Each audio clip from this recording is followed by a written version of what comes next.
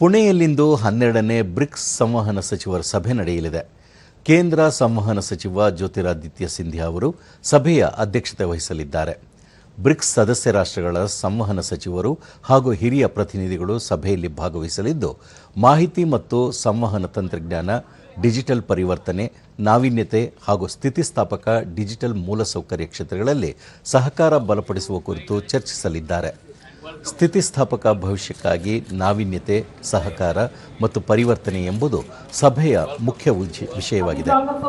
ಹೊಸ ತಂತ್ರಜ್ಞಾನಗಳು, ಡಿಜಿಟಲ್ ಸಾರ್ವಜನಿಕ ಮೂಲಸೌಕರ್ಯ, ಭವಿಷ್ಯದ ನೆಟ್ವರ್ಕ್ಗಳು, ಸೈಬರ್ ಭದ್ರತೆ, ಸಾಮರ್ಥ್ಯ ವೃದ್ಧಿ ಹಾಗೂ ಎಲ್ಲರನ್ನೂ ಒಳಗೊಂಡ ಡಿಜಿಟಲ್ ಸಂಪರ್ಕ ವ್ಯವಸ್ಥೆ ಸೇರಿದಂತೆ ಹಲವು ವಿಷಯಗಳ ಕುರಿತು ಬ್ರಿಕ್ಸ್ ರಾಷ್ಟ್ರಗಳು ತಮ್ಮ ಅಭಿಪ್ರಾಯಗಳನ್ನು ಹಂಚಿಕೊಳ್ಳಲಿವೆ.